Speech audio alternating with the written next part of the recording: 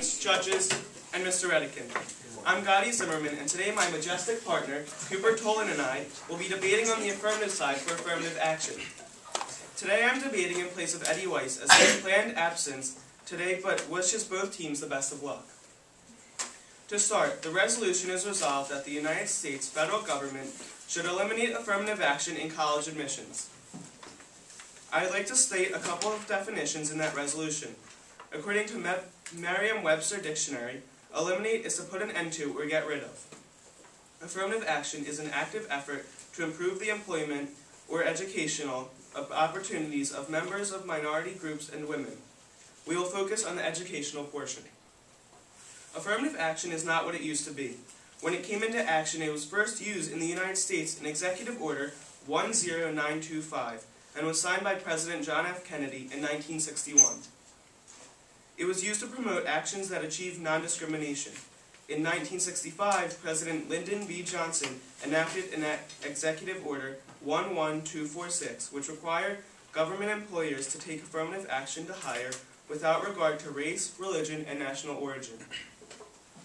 When it was started, the act was meant to help keep equality, and by doing that, it then helped people from the minorities such as Asians, blacks, Hispanics, women, etc. have the same chance and give them a better shot to get into a college, but now has become more about quotas and making sure that universities have a set number to help keep their college admissions diverse. There have been two major cases and now one more case still pending a decision from the Supreme Court about affirmative action. In the Bakey v. University of California case, it was decided that the admission process at the University of California was unconstitutional. They accepted minorities determined on their race as a higher value while still including GPA or SAT scores, but lowered their scoring standards. By doing this, it creates an unfair advantage in favor of minorities. Although a lot of times minorities have a hard start, this is not the way to help them. With the Bakey v. California case, although quotas are still technically illegal, colleges still use unofficial quotas to create diversity. According to the U.S. Department of Education statistics from the 2000s, they say that in math classes, there are students that are able to choose approximately 28% of minorities choose to do the lower level courses, while 53 respectively of the majority population choose the tougher courses to further their education. The U.S. Department of Education says that it takes its toll later when applying to colleges. We must eliminate affirmative action. After doing that, we can start over and create a more recent and more updated way to help minorities and students who have a rough start. Cooper will go into more detail with our plan. When these acts were created, they helped for the better. It helped people such as Supreme Court Justice Sonia Sotomayor. But I'd like to emphasize that this helped Sotomayor more than 40 years ago, in 1972. The times have changed. Since 1972, the Berlin Wall has fallen. Global warming came to America's attention. We have had 6 different presidents.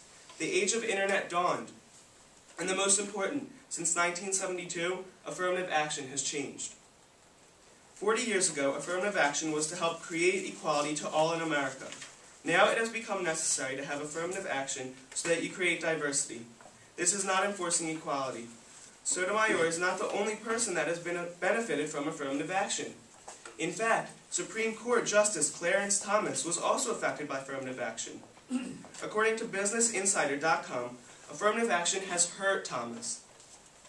As he was interviewing for work as a lawyer, he said that the people would look at him and compare him to high-priced white lawyers, and did not take him seriously because they thought that Thomas received special treatment during his collegiate years. The people interviewing him doubted his intelligence. Clarence Thomas is an African American, and instead of affirmative action helping him, it made him feel less confident and gave him a disadvantage later in life.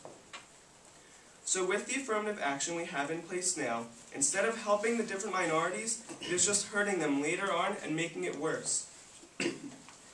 The quotas that colleges have are in order to make sure they have a steady amount of Asians, Hispanics, blacks, and all the minority races. But it ends up creating more problems than solutions. Problems such as More qualified students that are considered the majority will not be accepted into their college because of affirmative action. Problems such as the people that were accepted into college because of affirmative action are then having trouble succeeding and doing well, specifically in subjects of math and science.